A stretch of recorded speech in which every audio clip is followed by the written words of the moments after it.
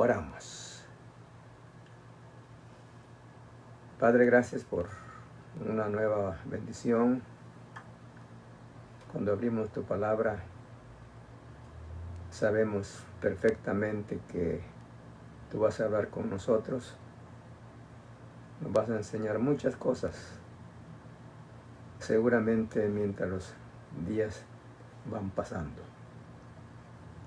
Así que entramos a tu sagrada presencia con esta oración y con la lectura y con la meditación de tu palabra. Esperamos que para todos nosotros sea un tiempo muy especial. Bendice a todos los que estamos juntos en esta hora, oyendo los consejos de ti. Amoroso Dios, por tu precioso Hijo te lo estamos suplicando. Amén. Queremos ver en esta ocasión la construcción del arca, su significado y algunos momentos felices que vivió el pueblo junto a ella. Vamos a dividir este estudio en dos partes. En esta ocasión es la primera y seguramente más adelante tendremos la segunda. Como sabemos, el arca era un mueblecito de aproximadamente 45 centímetros de ancho, a 90 de largo y también 45 de altura. Sobre este mueble estaba una plancha de oro de aproximadamente 1 centímetro de grosor y de luego en su parte superior habían 2 querubines que, dice la palabra del Señor, topaban una con otra el ala. Este lugar se llamaba, o esta parte del arca se llamaba el propiciatorio. Y el oír de propiciatorio, pues la palabra misma explica qué era el objeto de encontrarse allí. Pero aquí sobre el propiciatorio, el sumo sacerdote una vez al año presentaba la sangre del Señor Jesucristo como la ofrenda para el pueblo de Israel y que sus pecados fuesen limpiados. Así que, de verdad, el arca es un mueble de mucha trascendencia para el pueblo de Israel y además el arca es un tipo de nuestro Señor Jesucristo. En todo este transcurso del estudio vamos a ver estas enseñanzas. El arca tenía varios nombres. Ahí lo vamos a ver a nosotros en esta misma hora de estudiar este mueble. Estamos estudiando el arca como una bendición especial para los judíos, pero que no se queda atrás también el pueblo gentil. Al arca tenía, como dije, varios nombres. Se llamaba el arca del testimonio. Vamos a verlo en Éxodo 43. Y pondrás en él el arca del testimonio y la cubrirás con el velo. También se le llamaba el arca del pacto de Jehová. Y esto lo dice en Números 10:33. Así partieron del monte de Jehová, camino de 3 días, y el arca del pacto de Jehová fue delante de ellos camino de 3 días, buscándoles lugar de descanso. Dos cosas aquí que se mencionamos del arca, que era para buscar el lugar de descanso. También se llamó al arca en Jueces 3:3 el siguiente nombre. Y mandaron al pueblo diciendo: cuando veáis el arca del pacto de Jehová, vuestro Dios, y los levitas, sacerdotes que la llevan, vosotros saldréis de vuestro lugar y marcharéis en pos de ella. Vemos el siguiente nombre en la cita que a continuación veremos en Josué 6:11. Así que él hizo que el arca de Jehová, diera una vuelta alrededor de la ciudad, y volvieron al campamento, y allí pasaron la noche. El arca del pacto de Dios, así también se conoce, en Jueces 20:27. Y los hijos de Israel preguntaron a Jehová, pues el arca del pacto de Dios estaba allí en aquellos días. Arca de Dios es llamado en 1 Samuel 4:11, y el arca de Dios fue tomada y muertos los dos hijos de Elí, Ofni y Fines. Desde luego pueden haber otros nombres. Usted los puede buscar en la palabra del Señor y ahí agregar a esta lista estos nombres, pero la mayoría se los hemos dado para que ustedes tengan esta bendición de siempre saber algo interesante de cada una de las palabras de Dios. Algunas de las características que tenía el arca, algunas de las bendiciones que notamos en él, y nos hacemos ciertas preguntas dentro de la enseñanza de su palabra, pero que en alguna forma pueden darnos una ayuda especial. Fue el primer mueble mencionado para hacer, y fue también el primer mueble que introdujeron cuando el tabernáculo estuvo construido. Dice Éxodo 25, 9 y 10, lo siguiente: conforme a todo lo que yo te muestre, el diseño del tabernáculo y el diseño de todos sus utensilios, así lo haréis. Bien, vamos a hacer alguna referencia de este versículo 9. Cuando está pidiendo Dios, hermanos, amigos, que los judíos deben de construir un arca, un tabernáculo, conforme al diseño de Dios. Las partes ínfimas de este tabernáculo, de estos muebles que contenía él, eran dados precisamente por Dios. Él daba las medidas, él daba las figuras, él daba todos los detalles importantes para que todos los muebles y todo el tabernáculo fuera construido conforme a su voluntad.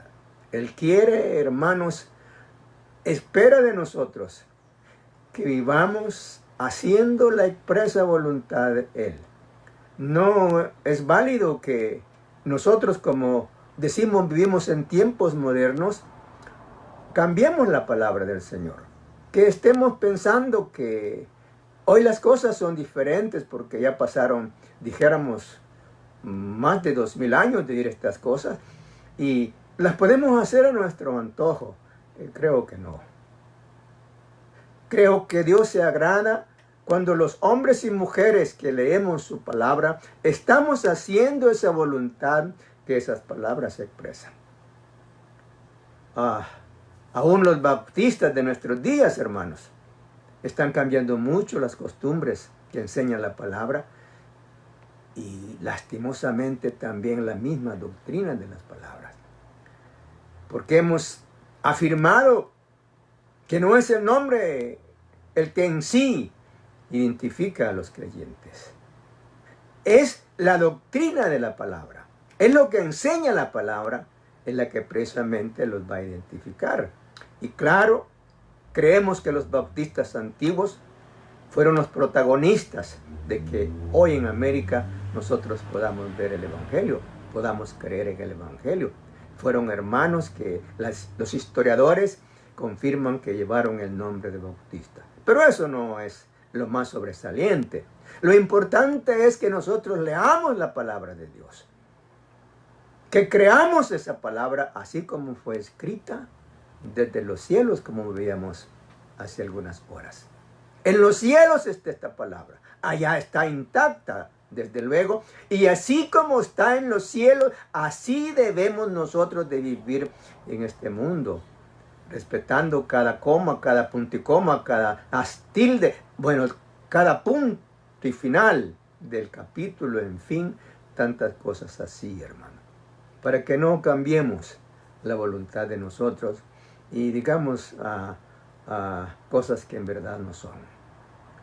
Oí a un predicador de un seminario bautista en España, un gran doctor en teología, hermanos. Pero este doctor en teología estaba diciendo que ya es tiempo, oiga, porque ya pasó mucho y entonces Zaqueo quedó atrás, hoy hay que cambiar. Pero este doctor en teología estaba diciendo que sería bueno que las mujeres comenzaran a predicar ya en los púlpitos. Doctor, director de seminario y confundiendo a las personas, hermanos. No tengo nada contra las mujeres, no hay ninguna razón. Tengo 2 hijas, tengo una esposa, las amo mucho a ellas. ¿Y cómo voy a decir yo que ellas no sirven?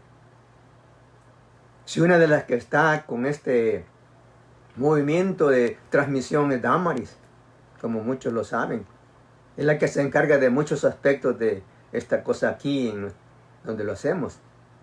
Aunque naturalmente tenemos allá también a Abdías, que está preocupado por que las cosas se mejoren e introducir algo que va a ayudar a todas las personas a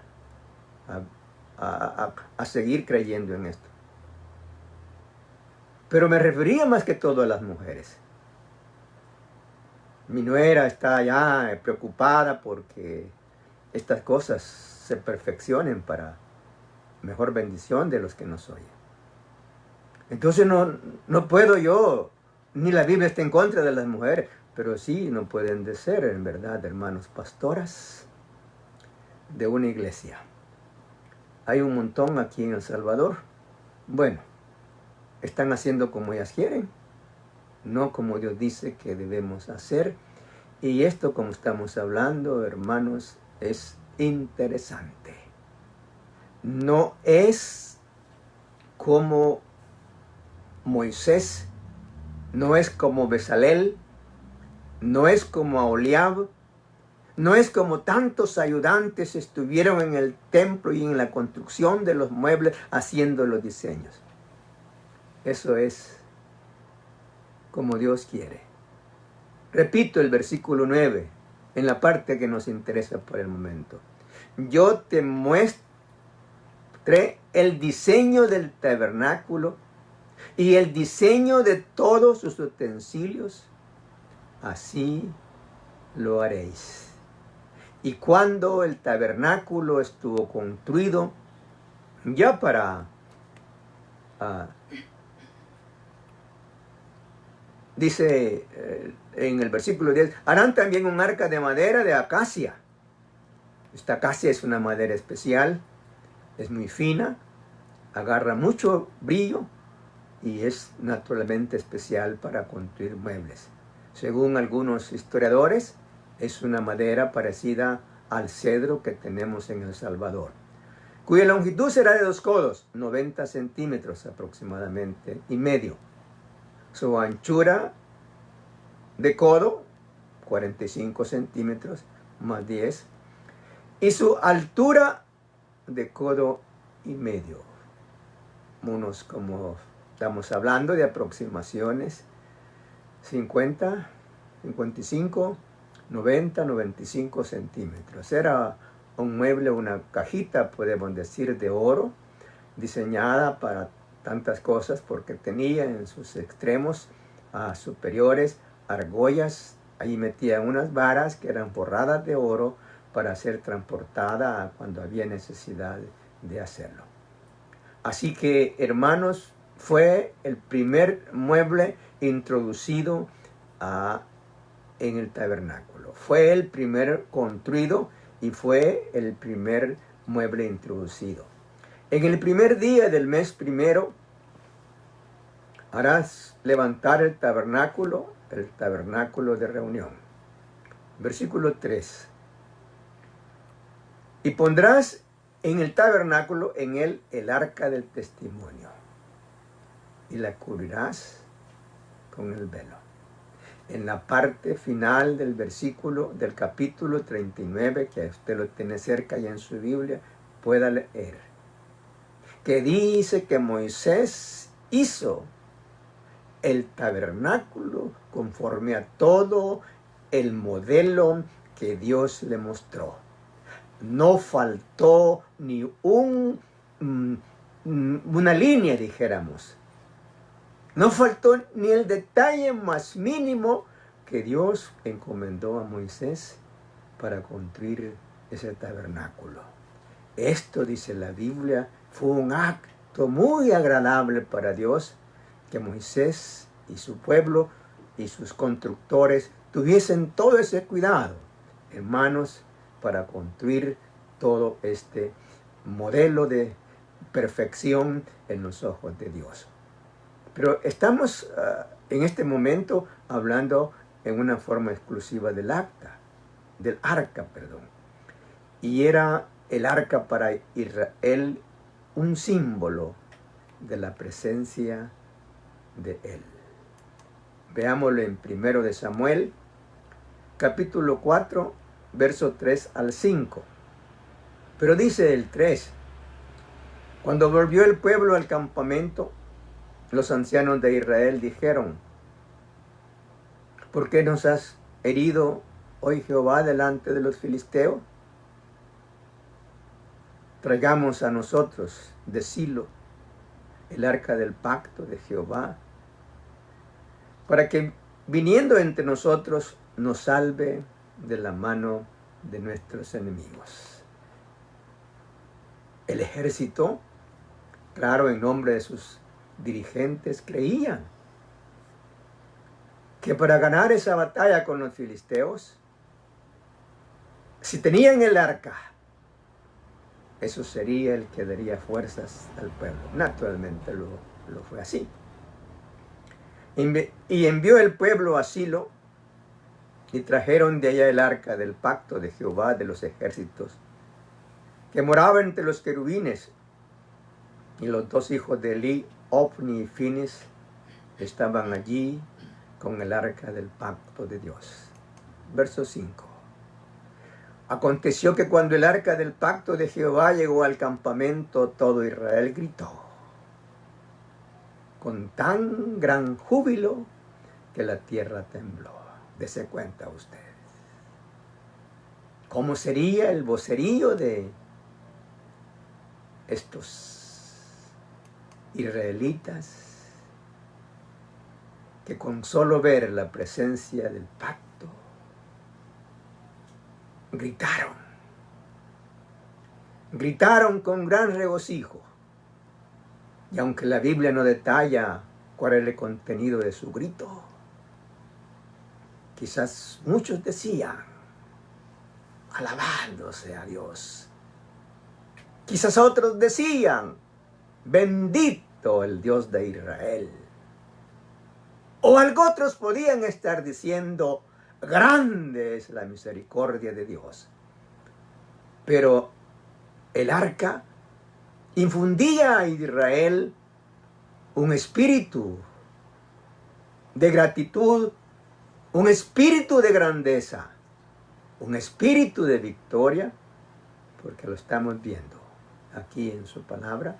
Y precisamente por eso son las intenciones de que podamos estudiar en dos partes esta parte del arca que Dios nos enseña. Como un momento significativo, el arca estuvo en la primera victoria del pueblo de Israel. Veamos esto en Josué capítulo 6, versículos 6 al 11. Josué 6, versos 6 a 11. Llamando pues Josué, hijo de Nun, a los sacerdotes, les dijo, llevad el arca del pacto Y 7 sacerdotes lleven bocinas de cuerno de carnero delante del arca de Jehová. Quizás habían otras bocinas, hermanos, pero Dios quiere que llevemos las bocinas del cuerno de carnero.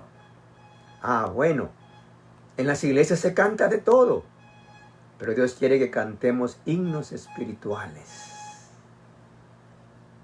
Himnos, hermanos, que van a ayudar a otras personas. No cualquier himno, ¿entiende? Estamos hablando de que Dios ha dado las formas como debemos vivir en esta tierra. Y a través del arco aprendemos esas pequeñas enseñanzas que se convierten en grandes y útiles para el buen desarrollo de la vida de los cristianos de estos días.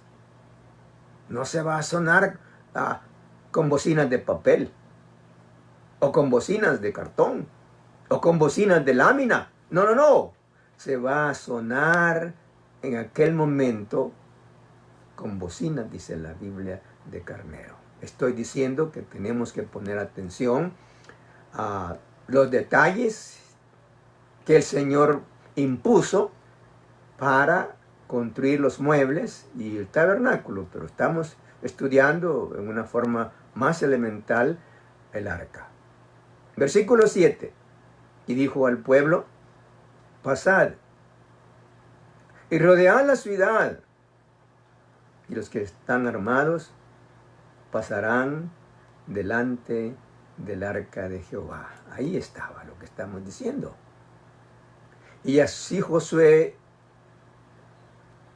que Josué hubo hablado al pueblo, los 7 sacerdotes, llevando las 7 bocinas de cuerno de carnero. Oh, qué bueno, ¿verdad? Que está confirmando la palabra de Dios, que los sacerdotes hicieron caso.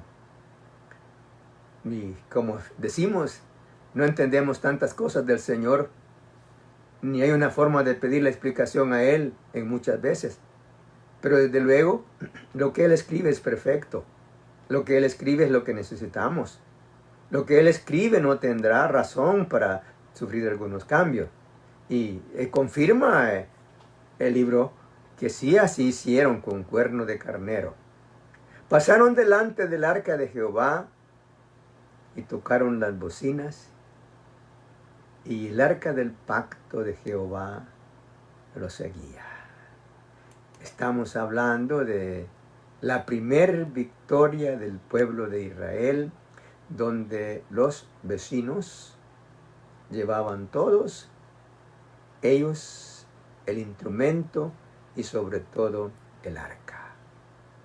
Ya mencioné que el arca es un símbolo de Cristo, por tantas enseñanzas que nos enseña la palabra. Así es, hermanos.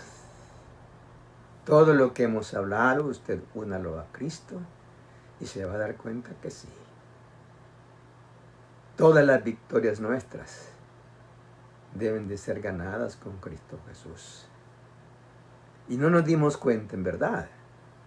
Pero la primera batalla que enfrentamos como hijos de Dios fue ganada porque ahí estaba Jesús. Yo no sé cuál fue mi primera batalla, pero ahora sí sé que mi primera batalla fue ganada, hermanos, con Cristo Jesús. Y bueno, todos hemos tenido esa bendita experiencia de que cuando nos enfrentamos por primera vez a batallar en esta vida, en el nombre de Jesús, Él estaba presente con nosotros. Pero ya se fue. No. Él todavía está en nuestras batallas. Hemos leído que Romanos 8 dice, en Él somos más que vencedores. Si hemos vencido la batalla, hermano, ¿qué más necesitamos? Si nuestro enemigo está derrotado, ¿qué más necesitamos? Pero dice la Biblia que somos más que aún eso que nosotros podemos ver. La grandeza de Dios no la podemos ver en sí, hermanos. pero la podemos disfrutar. Y qué bueno que a Jesús siempre lo tendremos en nuestras batallas, porque noche y día vive en nuestros corazones como hijos de Dios. Y de ahí esa importancia de haber hecho una invitación con todos nuestros corazones para que Él viviera dentro de nosotros mismos. Versículo 9 de Josué 6.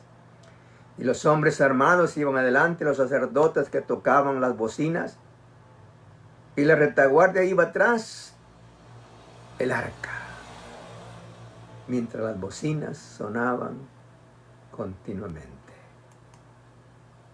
La retaguardia es el grupo de soldados, dijésemos, que va detrás, va a la espalda del pueblo.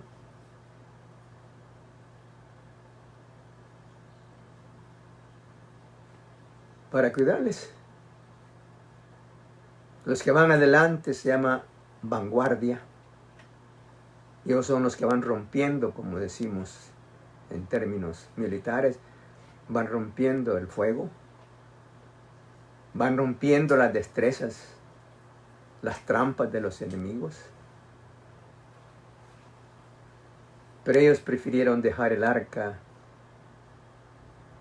a la espalda. En verdad no sé por qué. Me parece que fue un error de que Josué, sobre todo, pensar así. Pero tampoco soy yo el que voy a juzgar a Josué. Sin embargo, hermanos, me parece, quizás no es así, que la retaguardia iba cuidando el arca, cuando era el arca que tenía que cuidar la retaguardia. Pero bien, ya terminó eso y vamos a pensar por nosotros mismos a dónde debe ir Jesús. Y nosotros que somos tan escasos de pensar, pero podemos decir, no, que vaya adelante y atrás.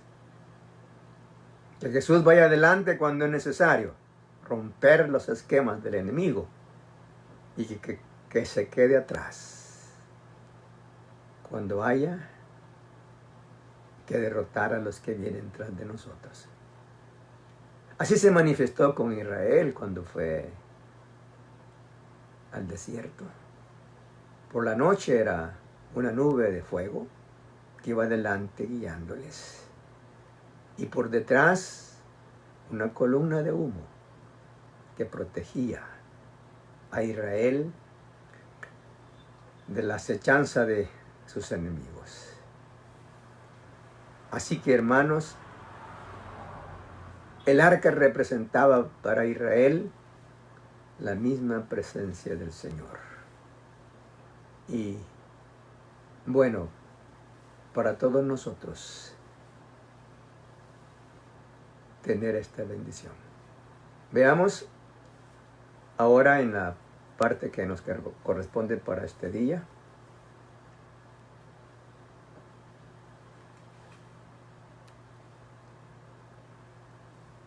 Que el arca representaba el poder de Dios. Primero de Samuel 5, versículo 3 y 4, 6, 7. Y cuando al siguiente día los de Asdod se levantaron de mañana, he aquí Dagón postrado en tierra delante del arca de Jehová, y tomaron a Dagón y volvieron a su lugar. Los filisteos conquistaron el arca. Los israelitas salieron derrotados y ellos trajeron el arca. Bueno, voy a dejar así entre paréntesis para que usted lo analice. Pero ¿por qué Dios dejaría a Israel? En circunstancias tan especiales, pero sigue estudiando usted, porque está fácil encontrar la respuesta. Pero los filisteos celebraron el triunfo del arca, se sintieron felices.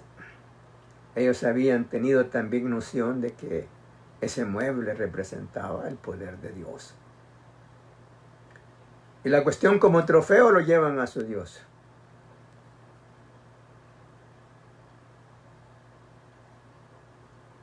Y la primera noche, al siguiente día, aparece Dagón postrado sobre el arca. Y los filisteos tuvieron su propia explicación. Aunque no se percataron de que podían estar mintiendo. Y ellos quizás dijeron, alguien vino y lo empujó. Algunos de los de nosotros lo empujaron. Pero qué bueno, ¿verdad? Si eso fue así. Porque ellos hubieran entendido que aún habían entre ellos gente que sabía que eso era muerto. Que sabía que eso no iba a resistir ni tan siquiera la mano de un hombre. Pero no fue así, fue Dios el que botó a ese muñeco, porque Dios tiene poder.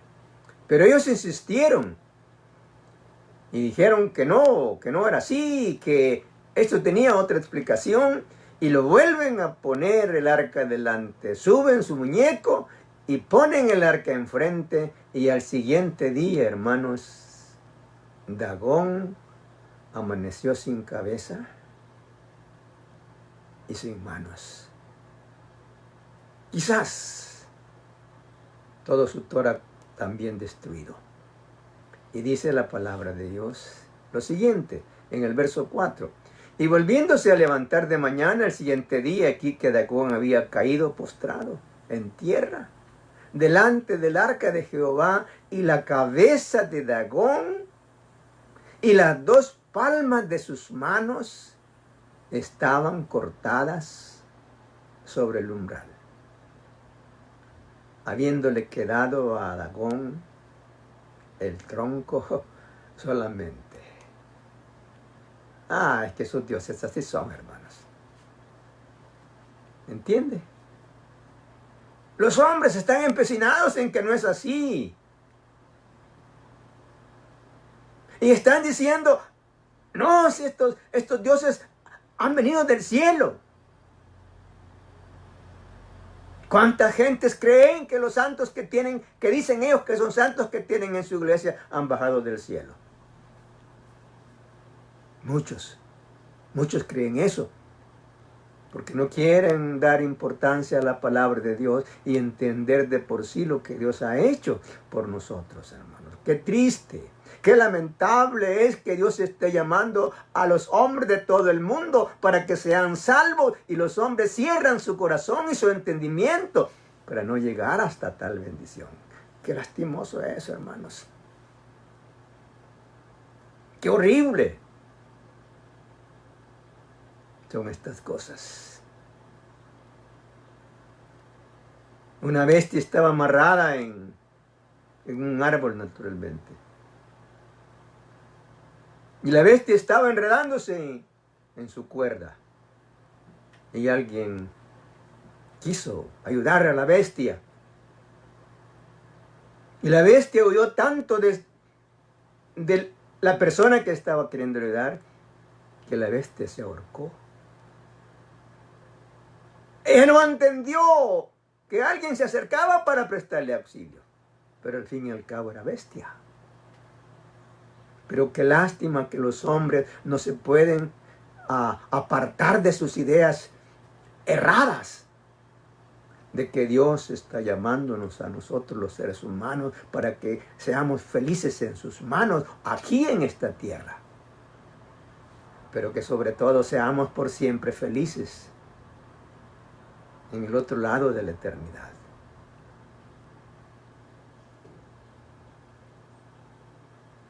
Es una pregunta, en verdad, tan fácil de resolver. ¿Qué están haciendo las gentes cuando están adorando dioses que no salvan? Que está convencido él que ella no va a salvarle. Esa imagen.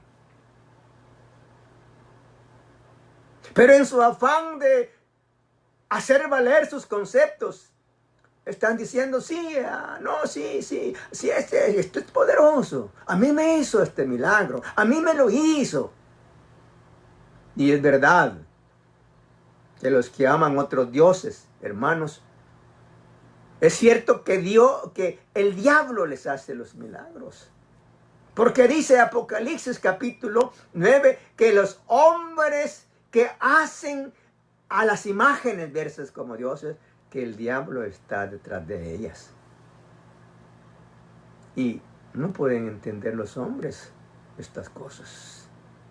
Ay, siguen, como dije ayer, fingiendo que tienen fe. Nomás fingiendo, porque esa no es la fe verdadera. Ir a adorar imágenes. Ir a adorar cosas que no sirven. Solo para el fuego quizás. O solo para construir muros. Porque son de piedra en algunos casos. Lo vimos en otras formas, pero hoy la Biblia lo vemos por el Dagón.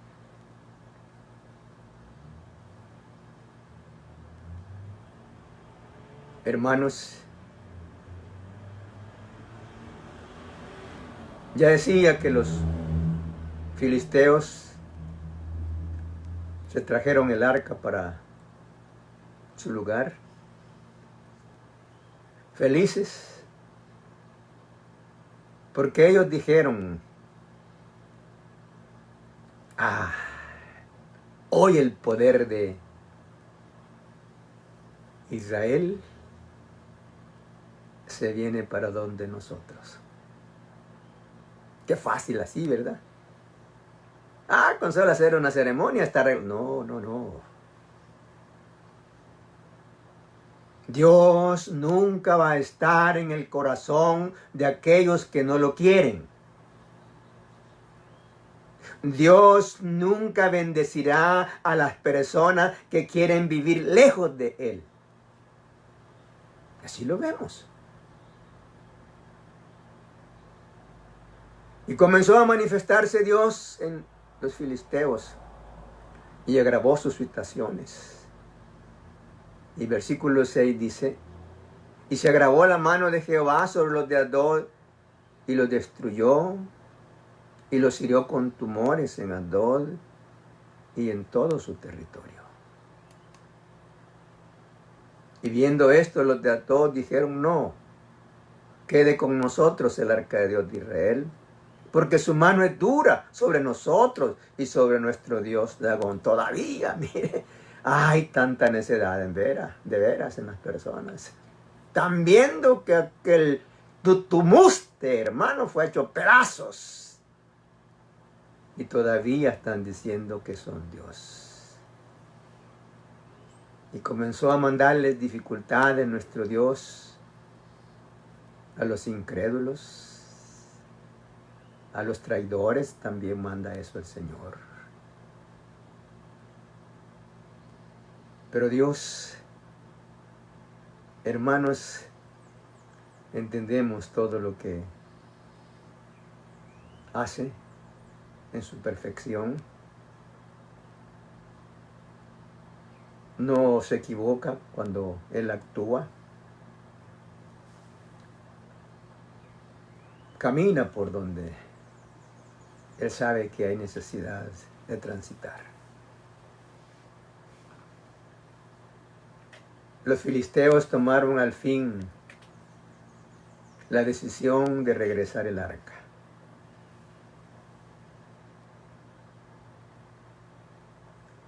No se constituyó en ellos, hermanos, bendición, porque no era para ellos.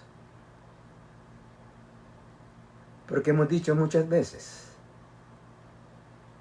es que Dios está con los que le temen. Y dice el versículo, con los que le temen y los defiende. Hermanos, es de más que un pueblo grite a Dios y que le esté haciendo súplicas a Él. Si ese pueblo no es temeroso de Él, eso es inútil. Claro que en la misma necedad el hombre dice, no, si Dios nos está oyendo. En la misma necedad el hombre dice, qué bueno es el Señor que nos manda comida aquí. Bendito sea Dios que nos trajo agua. Y este pueblo viviendo neciamente en los ojos de Dios. Y mientras están recibiendo algún favor que ellos creen que es de Dios. Porque la verdad, hermanos, muchos de esos premios no son de Dios. Porque los hombres corren a bendecir a la Virgen de Guadalupe, al niño de Atoche y a tantos santos que tienen ellos para correr a adorarlos cuando ven cosas buenas para ellos. Pero Dios está verdaderamente con aquellas personas que le quieren tener a Él en el corazón. Con aquellas personas que tal vez en una forma muy escueta bendicen el nombre de Dios. Así que, no, ¿verdad? No puede haber eso que la gente espera, no puede venir de Dios si tanto lo necesita. Si en verdad queremos recibir todo de Dios, hermanos, estemos bien, busquemos a Él bien, para que las cosas en verdad se nos faciliten. El arca también le servía al pueblo como un instrumento de consulta. Veamos esto en Jueces, capítulo 20, versos 27 y 28. Jueces 20, versículo 27, 28. 27. Y los hijos de Israel preguntaron a Jehová, pues el arca del pacto de Dios estaba allí en aquellos días. Era un recurso para que Dios pudiera oírles a ellos. Y claro, ¿verdad? Esto de seguro no fue así. Y Fines, hijo de Eleazar, hijo de Aarón, ministraba delante de ella en aquellos días. Y dijeron, ¿volveremos aún a salir contra los hijos de Benjamín, nuestros hermanos, para pelear, o desistiremos? Jehová dijo, sin duda desde el arca, subid, porque mañana yo los entregaré. Bueno, hay detalles que nosotros tomamos en cuenta y olvidamos otros, pero lo que estamos viendo es que ellos consultaban el arca para recibir de Dios la respuesta. Y era el lugar, de hecho, también, donde Dios habló en algunas ocasiones.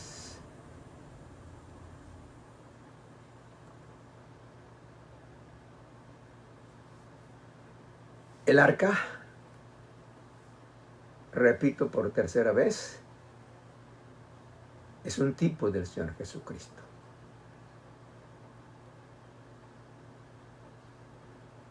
Nos faltan todavía 6 bendiciones que podamos ver del arca.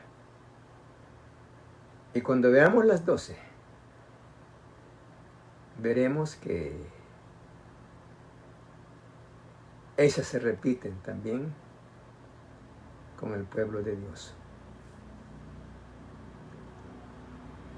Dios quiso que todo el tabernáculo, que todos los muebles, y nos quedamos con el arca, fueran construidos por especialistas. Pero estos especialistas, que eran dirigidos por Bezaleel y por Aholiab, Él los llamó. Él, dice la palabra del Señor, que puso en el corazón de estas personas y de todas las personas que formaron parte en este diseño. Él puso, Él llamó, Él dio inteligencia para que estas cosas fueran hechas como Él quería. Puedo pensar, amados hermanos, que Dios va a dar a usted y a mí la inteligencia y la capacidad necesaria para que hagamos también las cosas como Él quiere. Dios ha prometido ayudarnos en cualquier situación que nosotros estemos atravesando. Pero de hecho lo más sobresaliente de esto es que podamos hacer su voluntad. Es que hay en nosotros esa bendición de construir una vida que al final de la jornada nuestro Dios esté agradado con cada uno de nosotros. Vamos a aparecer un día en el tribunal de Cristo. Ahí se nos dará lo que nuestras obras merecen. Ojalá que para usted y para mí sean en aquel entonces muchos galardones. Dios nos bendiga.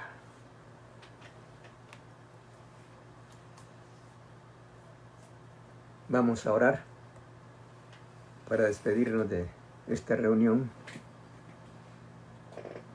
Padre, gracias una vez más.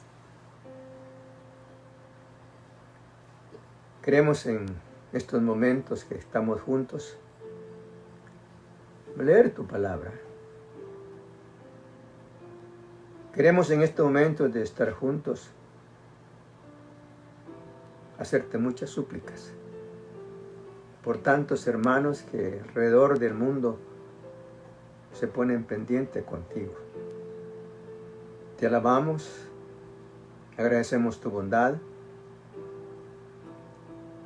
Esperamos que no nos falte a nosotros el deseo de tener esa comunión grande contigo.